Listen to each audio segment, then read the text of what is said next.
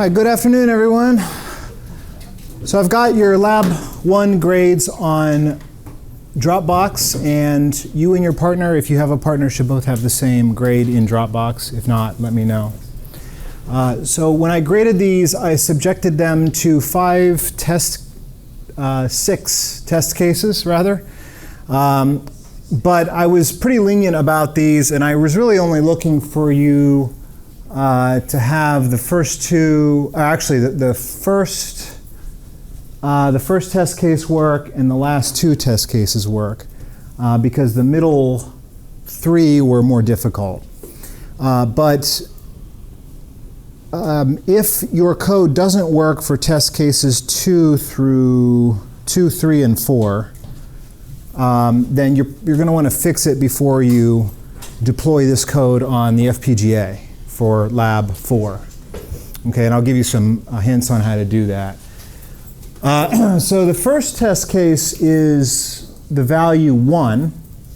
And so in order to put the value 1 into your program, it has to be multiplied by 2 to the 14th power, so it can be basically 1.0000, right? So the value of 1 in fixed point would have a raw value of 16,384, which is 2 to the 14th power. That would be an integer value of 1 with all 0 as the fractional bits. And your program should then take the square root of 1, and it should output 16,384. The second one was 0. The square root of 0 is 0. Most of your programs did not output 0. Most of them outputted the value of 64. And I talked about that in the last lecture, why that happens. And there's a pretty easy way to fix that. You can just adjust your initial guess to 0 and your initial step value to 256. And that should fix that problem if you're getting 32 or 64 rather as the output for input 0. The next test case was an integer value of 262,143. And the significance of that number is that is an integer that is 2 to the 18th power minus 1, because when you deploy this program to your FPGA board, that's the value you'd get if you moved all these 18 switches to the up position. So on the FPGA, there's no way, you can't specify a fractional value. You can only specify an integer input. And so the largest integer input you can give it is all switches up, which is this value 2 to the 18th minus 1, which is 262,143. You guys with me? Okay, now the problem with this one is that if you put all the switches up and then you multiply that value by 2 to the 14th power, you get a very large number. It's 4 over 4 billion, right? And RARs will actually give you an error if you type that in. It says that value's out of range. Because RARs' input routine, the system call, is only allowing you to put a sign number in. So between negative 2.1 billion and positive 2.1 billion, if you go outside that range, it gives you an error. So in order to get a large value like that into RARs, you have to trick it and put whatever the equivalent value in is as a negative number. So the idea is that if you want to put an unsigned number in as a signed number, then you have to do this trick where you take 2 to the 32nd power, which is roughly 4.2 billion, and I'm sorry, you take the value you want to put in rather, and you subtract 2 to the 32nd power. Make sense? So in other words, if the value you want to put in is a really large number, like like basically all ones, you put in negative 1. Because you guys hopefully remember from 211 or 212 that negative 1 in 2's complement is just all ones, right? So in this case, for this test case, I put in the value of negative 16,384, which should translate as 18 ones and 14 zeros once RARs reads it in as a signed number, right? So the issue here, and I know this is a little confusing, but the system call is signed, but once you get the number into your code, you can treat it as signed or unsigned. It's up to you. It's up to your program, right? The trick is how do you, we have to trick the system call, right? So to trick the system call, you put in negative 16,384, and then the value that arrives in the register is the number we want. That's the number we want to put in, which again is 18 ones followed by 14 zeros. And so your program then should give an answer, it should see that as 262,343, and it should output a value of 511.999023, which, when you multiply that by 2 to the 14th power, to get the raw value that you're expecting, should be 8,388,581. Right? Now, most of your programs didn't work for that test case. There was 1 or 2 groups that actually checked the input value and detected that it was negative and actually printed an error. It was like, you can't put a negative number in. I didn't ask you to check that, but some of you, I think you've been trained through some of your earlier programming classes to check the input values and produce error messages if they're not valid, which is good. But those of you that didn't check for a negative value in your code, it still didn't work. And the reason is very simple. Your branch instructions that you use to check guess squared need to be the unsigned versions. So when you say branch greater than, for instance, it needs to be branch greater than unsigned, right? So if your program did not work for that test case, this one, negative 16,384, usually you can fix it very easily. Just add a U to the end of your 2 branch instructions, and that'll fix it. Okay, so I want you to do that because this problem will manifest itself also when you deploy this program on your DE2 board. If you don't fix that, then all you have to do is put that first switch up and it blows your program up. Because that first switch is going to look like a sign bit to those branch instructions. So you want to make sure the branch instructions are the unsigned variants. Okay? And then the next test case I just straight up put -1 in, which is it's equivalent to it's equivalent to putting in 262,143 plus the biggest fractional part, which is 2 to the 14th minus 1 over 2 to the 14th, which is roughly 0.99994 in decimal, right? Now you might say, well, wait a second, the FPGA board doesn't allow you to put in a fractional number. It's only taking integers. Yeah, but your RARS program does. So I exercised that ability and I just put -1, and I expected the output there to be 511.999999, which in fixed point should produce a raw value of 8,388,607. And again, most of your codes didn't give that. Now the last 2 test cases were pretty easy. The first one was a perfect square, 25. 25 in fixed point is 25 times 2 to the 14th, which is 409,600. Answer is 5, which is, it should bail out when it hits guess is 5.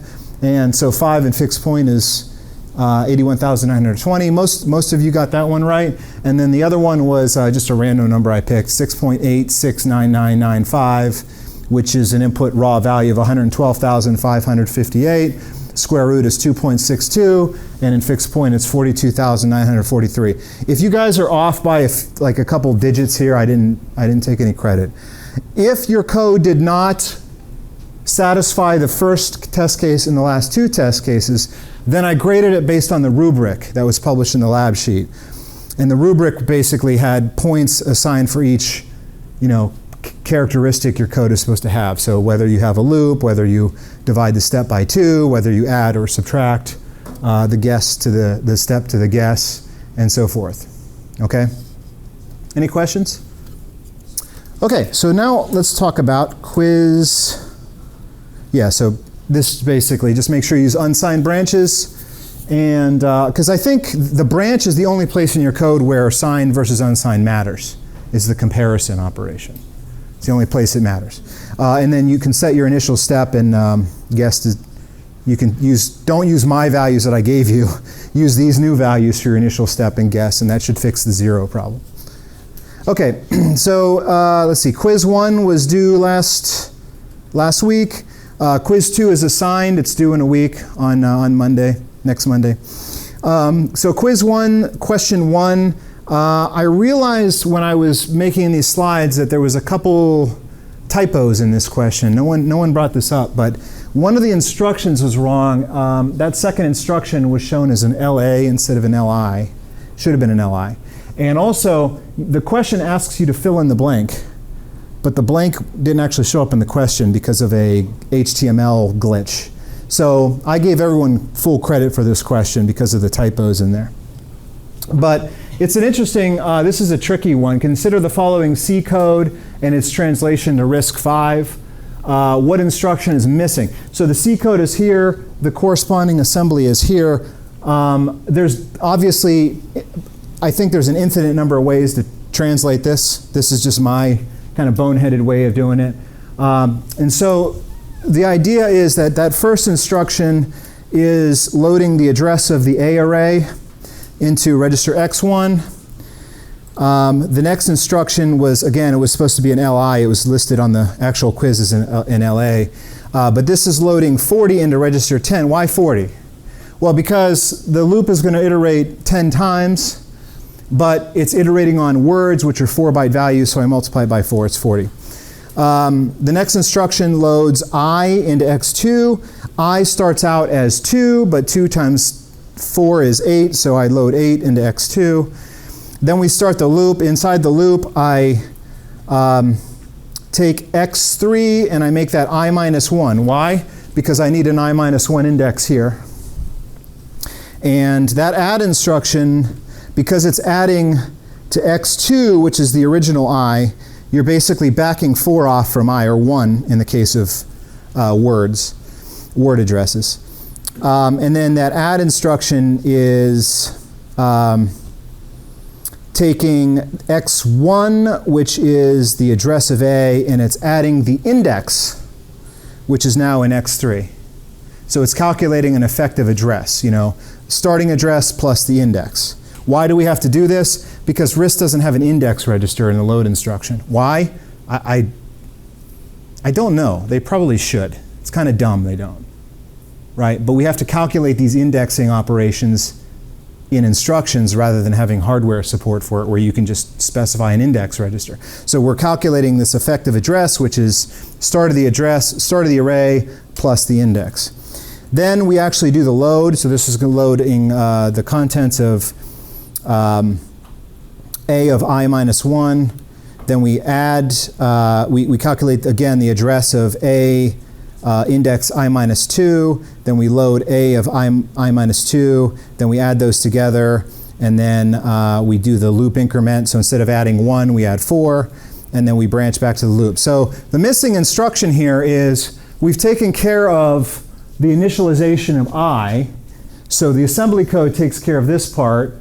It takes care of the incrementing part, which it does down here, the I++. It takes care of loading this 10 and translating it from a trip count to an actual bytes for words, right? The only thing we've left out is the actual condition, I less than 10, right? So there needs to be an instruction that checks to see if I is greater than or equal to 10, in which case, which is the opposite of what we want to stay in the loop. But we check to see if the loop is now over by checking to see if I is not less than 10, meaning we have to check for a branch of greater than equal X2, which is our I, compared to X10, which is our 40. You might say, why 40, not 10? Because we're incrementing not by 1, but by 4, and then exiting if that's true, right?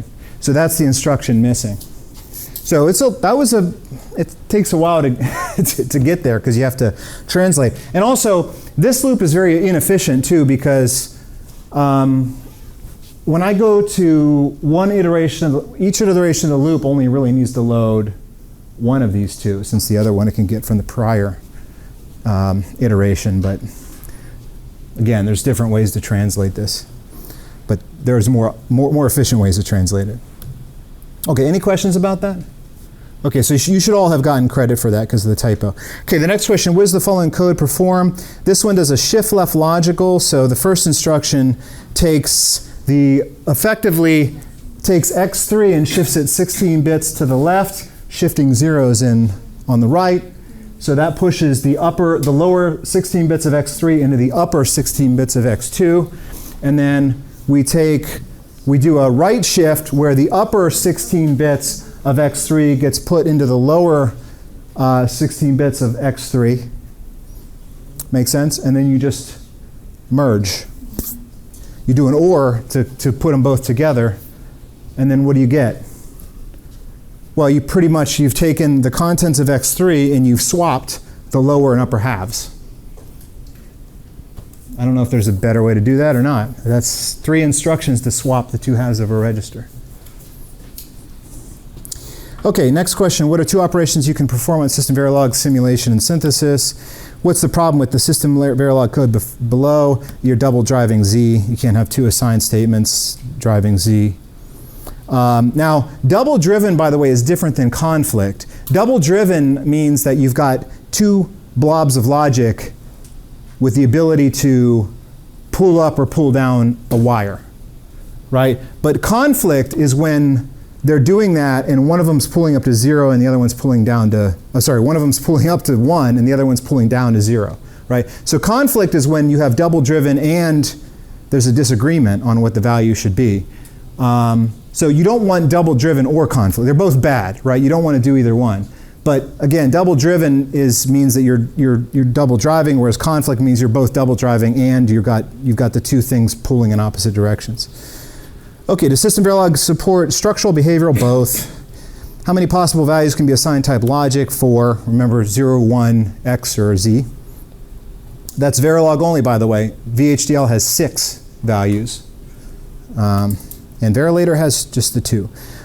Consider the following SystemVerilog modules. What's the value of A and Y within my thing? Okay, so I love this question because it shows how signals are renamed across the hierarchy. So inside of my thing, now first of all, what's my thing? I've got top and bottom. What's my thing? Well, my thing is the name of the instance for this bottom instance, right?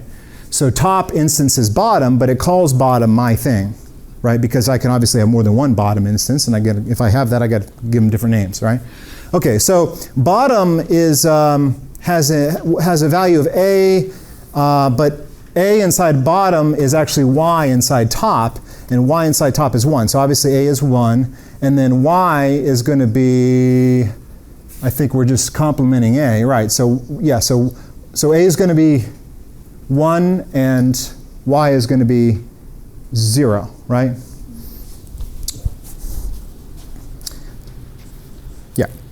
Assume the SystemVerilog code snippet what's the value of A? Now this one looks like it's double driven, right? Because we assign A with 2 assigned statements, right?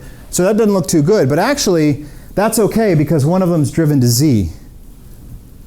So in that case you can double drive as long as you're you only have one driver that's driving a non-Z value, right? So that one's fine. In that case A would be 0. How many bits comprise the signal A in the SystemVerilog snippet? Obviously 4, 3 down to 0. Remember that's confusing when you're declaring it though, because if you want to do 4 bits, you got to say 3 down to 0. You always have to subtract 1 from the number of bits that you intend to instance because that's obnoxious. To what value is A set in the SystemVerilog snippet below? This one is a complex expression, requires you to understand the order of operations in Verilog. In this case, the shift actually is performed first because you have to look up the table. I have a table of order of operator precedence. So the shift is performed first. So 2 shifted by 1 is what?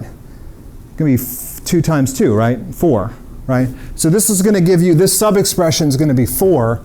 And then the equal is performed second because it has the next highest level of precedence here. So we're checking to see if 4 equals 4. Of course it does. And then the ternary operator is evaluated third, and because we've got a true, sorry, I should have, yeah, so this sub-expression is 4, this sub-expression is, with the equals is true, and then because this is 4 equals 4, that's true, and because that's true, the ternary is going to be evaluated as the first clause after the question mark, which is 1. So the value of A is set to 1. Okay, in this, what's the value of A set in this code? This is another similar question to the other one. So we've got, in this case, we've got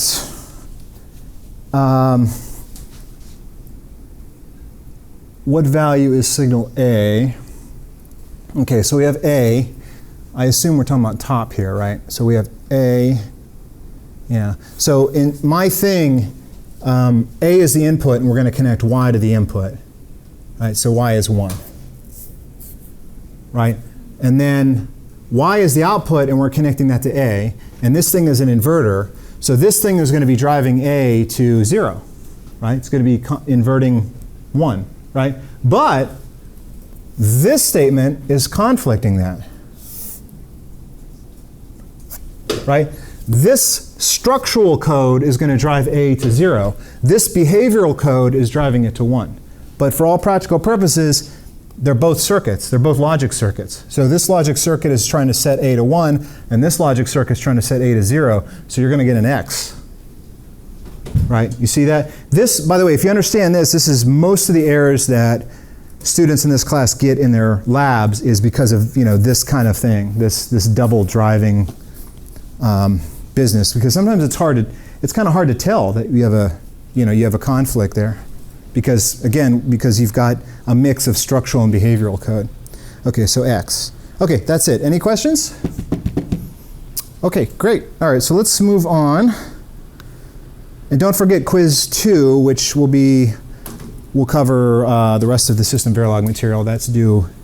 That's due next Monday by midnight. Okay. So moving along. So far we have covered. Structural Verilog is basically just schematics and some simple behavioral stuff like this with the assign statement. So behavioral code with the assign statement and some structural code by instancing modules and connecting them up with internal signals. So is there anything more complex than that in Verilog? There is, but you have to go and use this thing called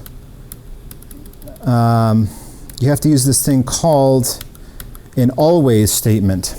So an always statement is also known as a process. In VHDL it's called a process, and most simulators call them processes. And basically the idea is that it is behavioral code, but it's a way to make a more complex assign statement. So you have a choice of either creating combinational logic with an always statement, in which case you're allowed to use if statements and case statements. And for loops, I think, although I've never used an actual for loop. Maybe I have. I don't know. I've forgotten more stuff at this point than I remember. But you can use complex, like more traditional programming constructs in an always statement to make behaviors. That's my point, right? You can't put an if statement unless it's in an always block, right? You guys with me? And you can also make, and always blocks are the only way to create sequential logic, memories like RAMs and registers, flip-flops, that kind of stuff. You have to use an always for that. For combinational, you don't have to use an always because you can always use an assign statement. It just might look ugly. Okay, and always statements are also used for test benches because you can create test code with an always statement which is going to be non-synthesizable. So some things you write in SystemVerilog can't be converted to hardware. But that's okay because we also want to use Verilog not just to create hardware but to test hardware. Testing, right? Test benches. So I'm going to, I figure I've got some slides here, but I think the best way to show this is to just do it. So let's create a, do I have anything in here? No. Okay, so I'm going to just create a file here called foo.sv and module foo and end module. Okay, so you can create this thing. One of the ways you use always statements is for test benches is to create a clock. So if I say always, begin and then end, this allows me to set a clock to 0, and then you can do this thing where you can put pound or #5, which puts a 5-unit delay, which, by the way, using always by itself, a regular just always, immediately disqualified. You can't convert it to hardware. But also, if you use that delay operator, also disqualifies it from being synthesized to hardware. So this is only for simulation purposes, but that's okay. And then set clock to be 1. And so it's going to repeat this always over and over again. So what it's going to do is it's going to create a clock with a 10 unit period in a 5-unit duty cycle. So let me just save that, come down here and say vlog foo.sv and vsim. Oh, I got an error. Really? Oh, I forgot to declare clock. Yeah. Yeah, sorry. Yeah. Yeah, you got to declare your signals. Logic clock. Okay. All right, so let's do vlog foo.sv, vsim foo, and that should pop up model sim. There it is. In all its clunky glory. Okay, so I've clicked foo here, and I go to my objects pane, and I'm expecting to see clock up there because there's an object called clock inside my foo, and it's not there. And the reason for that is because it's been optimized away by model sim. Kind of irritating. But if you go to simulate, start simulation, and you click on the optimization options, and you click apply full visibility to all modules, and hit OK, and then of course you have to click what you want to simulate. So I go into work and say foo and hit OK. It should bring that back now after it clunks around for a while, awkwardly re-rendering. There it is. So there's my clock. Okay. I don't know why. You might say, wait a second, didn't you do a demo last week? It didn't do that. Yeah, sometimes it optimizes signals and sometimes it doesn't. Probably because I didn't have clock connected to an input port or output port in this case, since I'm driving it, right? Okay, but anyway, so there's clock, and then I can go right-click and say add wave. Go to my wave window, and all you have to do is run it. Now, okay, so it looks, you're like, what the hell is that? If you hit F yeah, if you hit F, it zooms full. You can also hit this little zoom button. But anyway, you can see I got a clock signal now. Okay. The other thing you can do is you can, that's useful for sequential logic because you always need a clock. But you can also go in and you could say, for instance, I can create another signal here called, and I'm going to deliberately declare it down here, logic 3 down to 0, A, and then I can say always begin end, and I can say A equals A plus 1. And then I'll put a 10 delay on there. Okay, now in order for this to work, I have to initialize A, otherwise it'll just be X, and X plus 1 is still X. So I'm going to have to initialize A, and you can do that just by, as you might imagine, just saying equals 4B0, like that. Oh, I didn't mean to exit. Okay, so let's vlog foo, recompile it. I got another, okay, it won't, okay, let's go back and recompile it in model sim. Okay, so if I go over here to the library tab, I can do a right click on the foo over here and say recompile. I think I can also type vlog foo.sv in here, right? Yeah, that works. Has no problem with that. But if I try to do it in the shell, it says you can't open it in read mode. Okay, anyway, so now you'll notice that A has not shown up yet in my objects window because I have to restart the simulation for it to reload the recompiled file. So I just use the restart-F. There's also a button for that right here. It's right to the left of the little 100 nanosecond thing there. And you just hit OK on that. So you basically, any way you restart it, it'll reload your values. And so I've got A. And so I can add that to the wave window. And now I've got A and clock. And I can run.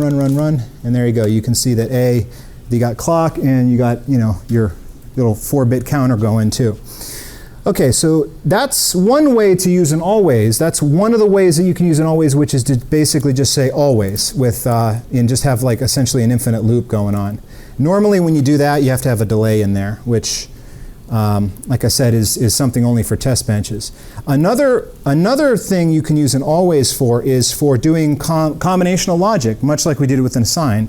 So if I say always underscore com begin and end, and then I say, let's say I say B equals caret A. So what that's going to do is it's going to do a reduction operate. It's going to do an XOR reduction on A, which it'll treat all 4 bits of A as 4 inputs into an XOR gate, which basically will be true whenever there's an odd number of 1 bit set in A, right? And it'll do that in combinational logic. So of course I have to declare B. B is going to be 1 bit because reduction operator goes from multiple bits to 1 bit. So A is 4 bits, B will be 1 bit. So logic B, and save. And back to model sim, and I'm just going to do a vlog here in the console, vlog foo.sv, and then I'm going to do restart-f, and I'm going to do run, and I'm going to go back to my, oh, I forgot to add B to my, forgot to add B to the log. Okay, wait, hit wave, add B. Okay, B is now in my wave, but I haven't applied anything because I added it too late. So now I have to restart again, so it'll actually record B. And there we go. And let's run it a little longer. Okay, so yeah, now you can see that we have A is counting, and each one of these numbers that has an odd number of 1 bits has a corresponding value of 1. And you might, so to make that easier to see, I'm going to do a right click on A, and I'm going to say radix binary.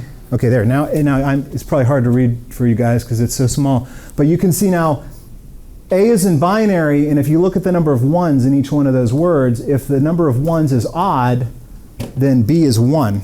Otherwise, it's 0. Okay? So now you might say, wait a second, why didn't you just, wait a minute, can't you just,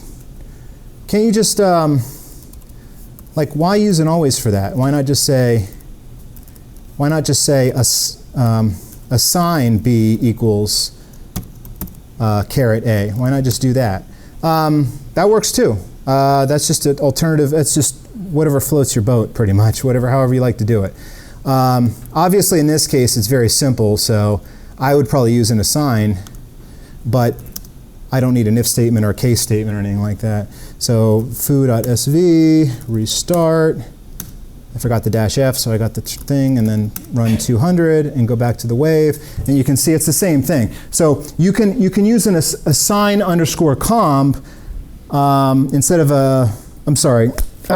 an always underscore comb instead of an assign to do combinational logic. Okay. Now, what about sequential logic? Well, for that, use a different variant. If I can find my terminal. Okay, so you can do always underscore flip-flop. And then you have to specify at pos edge clock, for instance, or neg edge clock, if you want rising or falling edge, whatever you want it to be sensitive on. Now this is a flip-flop, not a latch. So this is an edge-sensitive memory device. You can also create latches, level-sensitive, but you shouldn't do that. It's not good. Use edge-sensitive. It's harder to meet timing. It's harder for the FPGA tools to meet your timing constraints if you have latches than flip-flops, because the setup and hold times are harder to meet with latches. So we have this thing always underscore flip-flop, and basically this will only run, this has a sensitivity list specified of pos edge clock, which means this thing will be ignored and will not trigger its logic unless there's a rising edge of the clock. So I can then say, I can set C to B. And of course, I got to declare C here somewhere. There we go. All right. So let's see what happens now. Save that. Sorry, I can't do that. I'm going to do it in the, okay. Vlog foo.sv,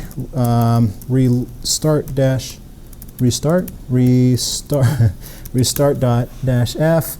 I got my C in there. I say add wave. Now I should have my C, and I will run. Okay, now this is cool. So check out C. C's got a red line on it. Why? Because it doesn't know what C is before the first rising edge of the clock, right? C is only defined, or C only changes on the rising edge of the clock. So it's like a differential equation. I mean, I don't know what C's initial value was, so it's just an X. But I do know it is after the first rising edge, because on that rising edge, it's going to sample B, and it's going to transfer B to C, right? Now you'll notice that what that in effect will do is you see how B and C are the same, but phase shifted by 1 cycle. So anytime B changes, C will change, but 1 cycle later. So C is B 1 clock cycle into the future, essentially, right? Likewise, C is whatever B was 1 cycle in the past, right? Now, the thing is that if B were to change more than once inside of 1 clock cycle, then C wouldn't detect it. It would miss it because it only samples B on the rising edge of the clock. So that's how you create that's a flip-flop or a register. If it were multi-bits, it would be called a register. Okay? Everyone, is that clear? Okay, so those are the the 3 ways that I know of. There might be more. I know there's I think there's an always underscore latch. There's some other variations, but these are the ones you need for this class, these 3. If you understand these 3, then you can pick up any additional ones. Yes? What I usually do always add sensitivity list without the flip-flop. Yeah, you could do that. That's the way so SystemVerilog introduced the underscore FF and the underscore comb. And they did that as a way to double check your code. Because if you specify a sensitivity list, you may inadvertently create a latch. You may forget to put things in your sensitivity list that should be in there if you're trying to create combinational logic. Likewise, of course, you can still create a latch here too if you forget to assign all of your outputs in an always underscore FF. If you forget to assign every possible output and every possible control path, it'll still create a latch. So you can get yourself in trouble even with this. But this was designed to add more protections for you. So that way, if you it does some double checking for you essentially. So SystemVerilog's always FF at sensitivity list is the same as Verilog's always. Oh, is it pause? Yeah. In fact, I can go back and change that. It's not a big deal. If I go back to here, and I could take off the underscore FF, and it would make no difference. Likewise, on this other one. Oh, sorry, I deleted that other one. I could also say, instead of this assign here, I can also say always at star B equals caret A, and that would be the same thing. So that basically just says always comb is like saying always at star. Basically, any possible input is in the sensitivity list. Any value treated as an input, meaning that it's on the right hand of assignment or it's in a condition. So yeah, same thing. So A is the sensitivity list. Yes. Yeah. A is, or you can put it in if you want. I could just put it in. I could put A in there too. Yeah, that works too.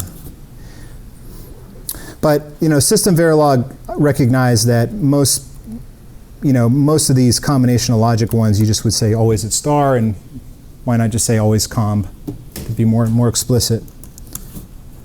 Can I compile that? Make sure it compiles. Vlog, and yep, it compiled, and restart and run 200 and go to wave. Yeah, it's the same thing. Okay. All right, so those are the 3 types of always statements. Notice I didn't use begin and end there, by the way. I should have pointed that out, sorry. Yeah, notice on this one I didn't use begin and end because there's only one statement. You only need begin and end if there's multiple statements in that always block, right? Likewise, I could have combined, just to be clear, I could have, go up Tmux. Okay, I could have combined this always. I could have combined that with this always if I wanted to. I made them separate always, but I could have driven the clock and A in the same always block if I wanted to. Or you can make them separate. I made them separate. And as always, it doesn't matter what order the always statements are in. I could scramble these, be fine. The only restriction is you have to declare variables before you use them. Yes? So what about the like time units and how that would play in if you were to combine them all? I would basically just change like what I would do is I would just put my I would just say A equals A plus 1 here. Okay. And then that would be changing every 10. Okay. Yeah. Yep, so I can just delete that, and now I have I have an equivalent circuit here. Now, you might ask, you might be wondering what the time units are all about. The time units are, when you start ModelSim, at some point it asks you what your time units are, and you specify it. I think in here I'm using picos. I think one time unit is 1 picosecond, but that's something you can change. Oh, no, actually, no, it's a nanosecond, yeah. In this case, one time unit is a nanosecond, but that's configurable. That's under one of the settings, so simulation settings, I think. Like if you go to, oh, that's the wrong window, actually. I got to go back to the main ModelSim window, which is here. And you go to Simulate, Start Simulation, and Resolution. Oh, yeah, it's under Resolution. So I guess the default is nanoseconds. You can change it under Resolution. So what is that going to, like, if we change that in comparison to the FPGA, like, is that a big deal? Or? It doesn't matter because it's all of the logic is instantaneous. Yeah. It's not incorporating logical delay, which of course exists, but we never provided ModelSim with technology information for it to know what that delay should be. There is a way to do that. You can place and route this on the FPGA, and then you can go back in and annotate your behavioral description with delays, but I've never had a reason to do that. I used to teach that, but there's never a reason to do that because once the behavior is good through ModelSim, when you place and route, it'll tell you if you're not meeting your clock constraints, right? Because you tell this place and route, it's got to run at 400 megahertz. And so it works to make it work at 400 megahertz, and if it can't, then it'll tell you. And then you can go back and you can tweak your code and try again, right? I've never had a reason to actually have ModelSim show delays. It's just not, I've never had it. I mean, it can be done, but it's not necessary, at least in my experience. One final thing, too, I want to note before I forget. You might have also noticed a little thing in here with the code where notice that the equal sign is different here. I don't know if you noticed that, but you see how I use less than equals here? And I just used equals here, right? What's the deal with that? Those are two different ways to do assignment.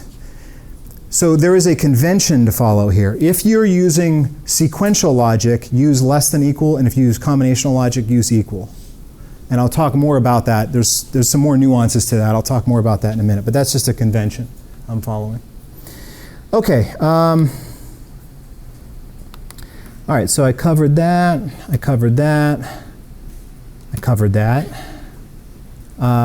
Okay, one thing you want to be careful here is if you start using if statements. I haven't shown an if statement yet, but here's an always statement with an if. So this says always com begin out1 equals bar. If select equals 1, then out1 equals foo. Okay, so you'll notice two things going on here. One is I'm reassigning out1. Is that a problem? No, because when this always statement triggers, because something in one of the signals in its sensitivity list changes state, which in this case of always com, every possible input is in the sensitivity list, meaning that any input, which would be select, foo, or bar. Select, foo, and bar are all inputs here. So if any of those change states, that always is going to trigger. But once it triggers, if you reassign an output, only the bottommost one will actually take effect. So basically, by reassigning out, you can change your mind on what you want out to be, but only the last one matters. Okay? So what I've done here is I've selected a default output for out1, and then I changed it if select equals 1. So in other words, if select equals 0, I want to put bar. If select equals 1, I'm going to put foo. So this is equivalent to having an if then else. I could say if select equals 1 out equals foo, else out1 equals bar, right? But instead of doing it that way, I just put the default output at the top and then an if, right? The reason I did it that way is because you have to be careful that if you have an if statement, once you start putting if statements in, you introduce control paths into your always statements. And you have to make sure that no matter what control path is taken, all of the outputs are assigned.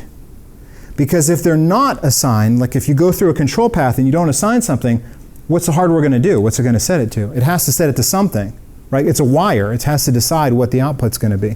So what it'll end up doing is it'll generate a latch automatically. In other words, it'll retain the old value from what it was before on the last activation, but it ends up creating a level-sensitive latch, meaning that it's not triggered by a clock. It's triggered by the level of the inputs. And you don't want that. That'll make your clock speed will be, your clock rate on your FPGA will be hurt if you do that, right? You want to avoid latches. So just make sure that you assign outputs. And again, this only applies if you have ifs. If statements are what cause this issue. So what is that? That's a multiplexer, basically, I created there, right? A 2-to-1 multiplexer. Okay, you can also do, you can assign more than one signal. I think that's pretty obvious. You can also create case statements in and always. So this would have been helpful for your 7-segment decoder because that's a 7-segment decoder, but keep in mind you can't use this code because the bits here are reversed compared to what they are on the DE2 board. The way that the bits are mapped to the segments, they're opposite. And also this is assuming active high segments and yours are active low. So in order for you to use this, you have to reverse swap the order of these bits and then complement them. And then you'd have to go and fill in 10, 11, 12, 13, and 14, and 15, because this only goes from 0 to 10, and you guys are doing 0 to F, right?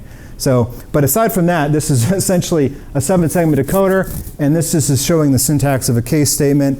Why would you use a case if not, and not a if then else? Why would you use a case and not an assign with a ternary operator? I don't know. I usually don't. It's just a coding stylistic thing. But that's how you make sure, again, if you have a case statement, just like an if statement, you need a default case there. But a case is like a switch. You guys all know switch statements, right, from Java and C. You can also do a case Z statement, which allows you to put don't care values in. Hopefully you remember don't cares from 2.11, where you don't care what the value is. So this is a priority decoder. It's kind of cool. It's just a syntax thing. I don't want to harp on this too much because I never remember the syntax of this stuff, so even I have to go back and, if I want to put a case statement in, I got to go back and look it up because I never remember the syntax. Okay, so let's talk about sequential logic. I showed a little bit of this already. This is the version that I showed you in the demo. Always _FF pos edge clock, Q gets D, right? D is the input, Q is the output. Q is the registered value, the clocked value, and basically what it'll do is it'll create a delay of 1 cycle between D and Q, right? However, you can add features, like for example, you can add a reset if you want. In this case, this is a synchronous reset because in this case, I clear Q if reset is asserted, but it only happens on a rising edge of the clock. So if I assert my reset, it doesn't reset it right away, it waits for the clock. But you can get around that by creating an asynchronous reset by adding pos edge reset to the sensitivity list with a comma. I think ampersand works too. But you can add multiple things in the sensitivity list. So this is an asynchronous reset. You might say, well, what are we supposed to use? Which one? I always use synchronous in FPGA designs. I think, yeah. But that's up to you. The timing, you might run into a timing complication where you need synchronous or asynchronous. You can also add an enable, where if the enable is not asserted, then D doesn't get Q even on a clock edge. It just disables it. This would be used for a register in your CPU that you only want to set on certain instructions. Okay, now let me talk about this assignment thing. So there's 2 ways to assign a signal in and always. There's what's called a non-blocking and a blocking assignment. A blocking assignment is the less than equals non-blocking is less than equals is blocking. Okay, the difference is, and this is very subtle, but remember I mentioned that if you assign a signal multiple times, only the last one matters, right? Which kind of contradicts what I said about, code, doesn't matter what order your lines of code are in, but it does matter inside of an always block, right? Your always blocks can be scrambled, but inside of an always block, there is an ordering, right? The question is, though, if I assign something in an always, and then I use the value that I assigned after that, in other words, I have an output, and I also use it as an input in the same always block. And actually, this applies across always blocks too, but for right now, it's hard enough to understand this even within an always block. If I have D and I put it into N1 on the clock, and then I take N1 and put it into Q, what do I get? Well, if you use the less than equals, then the N1 isn't updated until after the always block finishes, right? Which means that the second line of code will be seeing the old N1 from the previous, not the updated one, but the older N1. So when you synthesize this, what it creates is a shift register. It basically creates two flip-flops connected in series. So what will happen is when a clock comes in, you'll clock a bit into this guy. In the next cycle, this guy's output will get clocked into the next one, and the next one will come in here, right? Now, if you use the blocking assignment, which is, you're not supposed to do this for any sequential logic, but it won't stop you. But if you do that, then N1 will be seen in the second line of code as the new N1, right? Well, in this case, this will completely collapse, because if N1 is the new N1, then both of these lines of code just collapse into one flip-flop, right? You don't get a shift register, you just get one flip-flop, because N1 and Q are going to be the same. This is going to be the output of a flip-flop, right? So you should try to remember that if you have sequential logic, it's less than equals, and combinational logic is equals. Right? Because in combinational logic, it's more common that you want to preserve data dependencies inside the code. Now you might say, wait a second, what about that test bench that you showed? You showed a test bench that just generated a clock signal or something? Yeah, that was here. Yeah, this clock. What is that supposed to? What are we supposed to use for that? I actually don't know. I always.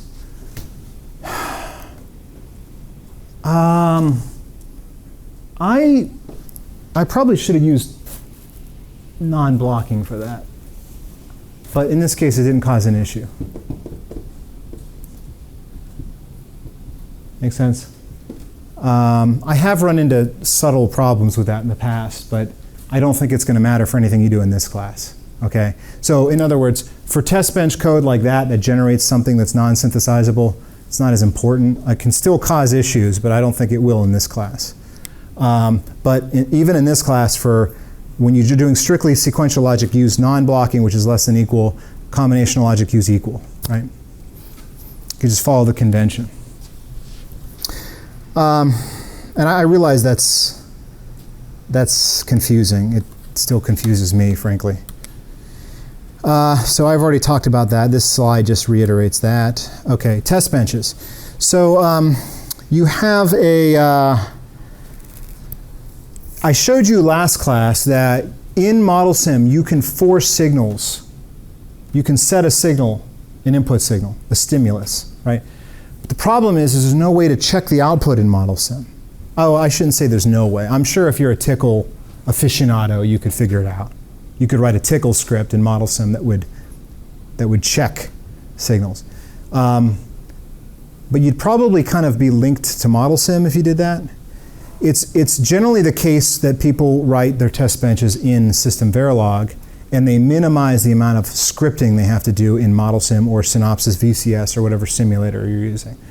So a test bench is HDL that tests other HDL, and ideally it would test it by doing two things. One, it generates a stimulus, which is an input, a set of inputs. And 2, it compares the output of your design, which is called the design under test, the DUT. It compares that to an expected known good output. And if they don't match, it generates an error. You guys with me? Now, does that always work out? No. Like if you're a CPU, for instance, there's no way to check outputs of your CPU because your CPU works by running and continuously updating the state of the registers. So how do you, and they're not visible from outside the CPU, so you're out of luck unless you expose the register file outside the CPU, which is something we've played around with, but we've never got that working yet, right? So sometimes Testbenches just generate stimulus, but ideally it would somehow check the output. Okay, so here's an example. There's a silly function that just sets y as a Boolean function of A, B, and C, and the test bench. Now notice that, by the way, the DUT, the design under test, is always going to have inputs and outputs, right? But the test bench doesn't have inputs and outputs. See, it just says module test bench because it's the test bench is it runs itself. It doesn't have any inputs or outputs, right? So, and the reason is because you use the initial, there's this initial block, which is basically just an always block, except it only runs once, as opposed to the always that continuously runs, right? So the initial block can be used to basically just set inputs. So A, B, and C are set, and then I give it a delay, 10 units. Now you might say, wait a second, I thought you said that there's no logic delay. The logic functions are instantaneous. Yes, but that's probably not the right word. There is a non-zero delay. So you have to, after you set the inputs, you have to advance the simulator by something, even if it's an attosecond. All right, you have to advance it by a lambda, or an epsilon, I should say. You have to advance it. It doesn't matter how much you advance it, but it has to be advanced in order for the output to update. And the reason is because you have to allow the simulator to process its triggers, right? So this 10 is just a number you pull out of the air, this 10 units, right? So basically I set the inputs and I give it a 10-unit delay, which allows the output to update as a result of these inputs. And then I change the input and do another 10, and then I change the inputs and do another 10. And this basically allows me to set a sequence of input values into the DUT, and then I can simulate it and just look at the waveform to test it, which is a bad way of doing it because it relies on me looking at a waveform, right? On the other hand, you can do this. You can say, you can set the inputs, and then you can put an if statement that checks y, which is the output of the DUT, and you can compare it against what it should be, according to my pencil and paper truth table that I drew out for this DUT, my ground truth. Compare it to that, and if it doesn't match, then I can say $display failed, which will print a message in model sim. Does that make sense? Now you might be thinking, wait a minute, why do you have bang equals there for not equals? Why do you have two equals with that not equals? Why do you have two equal signs in there? Not supposed to be two equal signs. So Verilog and SystemVerilog have two ways you can compare. You can say equals equals or equals equals equals. Or you can say not equals, bang equals, or exclamation point equals, or exclamation point equals equals. What's the difference? Okay, remember we talked about the four-state logic, right? There's 0 and 1 and z and x, right? In a test bench, you can compare x and x, or z and z, right? But in hardware, you can't. There's no way you can build a circuit that will compare two wires to see if they're both high impedance. It's impossible, because it's not digital if you do that. There wouldn't be a digital circuit, right? Likewise, you can't compare two wires to see if they're X, because, well, first of all, what's X even mean? Is that conflict? Is that don't care? Is it undefined? Is it non-initialized, right? So in Verilog, the equals equals is synthesizable equals equals, meaning that it only compares 0 and 1. If you put an X, then it's just always going to be false. If you put a Z in there, it's always going to be false. I think that's the way it resolves it, right? But the equals is for test benches that's designed to be run in a test bench, non-synthesizable. If you're just running in, virtual, like in the simulator, like you're just running this in it's virtual, then you can compare X and Z and Z. And that's the difference between the two equal signs. You guys with me? So in a test bench, if you say bang equals, that allows you to compare X's and Z's. It allows you to compare all 4 states of the logic signal, whereas if you just use the regular equals, that is a binary equals, and it's designed for an actual hardware circuit that you can build in digital logic. Yes? So if you say if you use regular equals here, or regular not equals here, you could have a Z and it might actually pass. Right. Well, yeah, I don't think it would, because we're not actually, in this case, we're not really taking advantage of the Z and X thing, because we're not actually comparing it. Like for example, I could put a Z here. I could say if Y doesn't equal Z, right? And then if Y is Z, that would be true, right? But if I just had not bang equals and I put a Z there, it wouldn't be able to, I couldn't compare Z and Z. But like I said, and this is such a simple case, it doesn't make. The point is though, is when you do a test bench, you should use the longer equals when you do, because it's non-synthesizable. If you're writing synthesizable code that's intended to go to hardware, then you just use the regular equals, right? Make sense? But if you're writing code that's like failing, and like there's a Z somewhere, you want to use that. Yeah, it could be used for debugging, in the simulator, yeah. Yeah, but it doesn't synthesize the way that, the semantics of that equal operation are not synthesizable, yeah. I think it'll still synthesize, but you won't get the semantics that you expect, is the difference. Okay, and then finally, the last thing I'm going to cover on test benches is test vectors. So the problem with this, as you might imagine, is we had to hand type in all these things, right? We had to incorporate the inputs and the expected outputs inside the Verilog. No one's going to do that. That's not practical, right? What you really want to do is write a test bench that just takes data from a file. Inputs, expected outputs, and those are called test vectors. You want to read test vectors from a file. So that's generally how it's done. Now the problem is it gets a little tricky, because how do you actually synchronize everything? Because we don't have necessarily the benefit of this hashtags thing, hash 10 or whatever this is, right?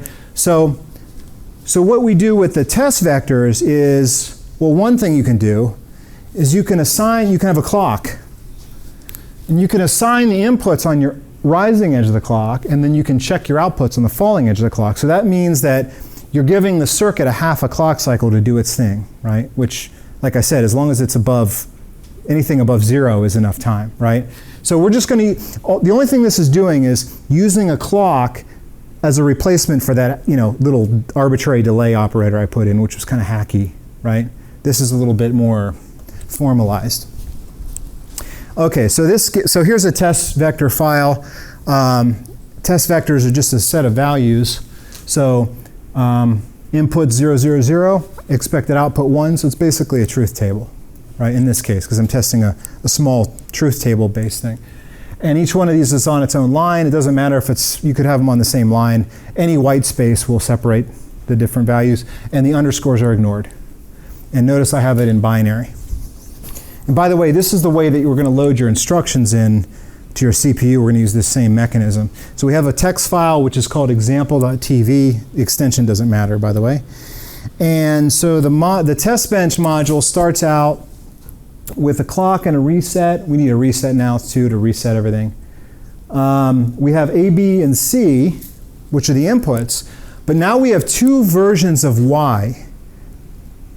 You have Y, the actual Y, and then you have Y expected, which is what it should be from the test vectors. So you got to compare the actual output to the expected output. So you have to be sure to separate every output value. Has to have 2 forms, the expected version and the actual version. Okay, and then we create this crazy syntax for a RAM. I think I talked about this last week. So I've got this test vectors thing here. And the way I declare it is logic 3:0. That's the width of the test vector. So that's the combined inputs and expected output, 4 bits, because A, B, and C are the inputs and Y is the output. And then 10,000 colon 0 at the end. Right, now you might say, oh, come on, that's not a big deal. I mean, it's like Java, except, you put the numbers in different spots. Yeah, but it's unlike Java in that these are swapped. Because the first number, 3 down to 0, is the width of the test vectors. That's the size of each individual vector. The 10,000 down to 0 is the depth. So that's columns first, rows second, basically, right? Width is first, height is second.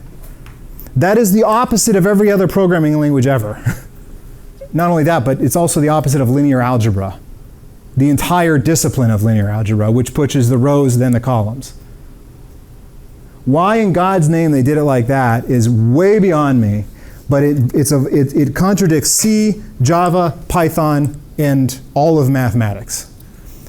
It's width, they're putting the width first and the depth second, the width first and the height second. So just keep that in mind. Now it's a little bit easy to see though why they did it, because you see over here with the vector num, which is just it's not an array, they just put 31 down to 0, so it's a 32-bit vector num, it's a counter, right?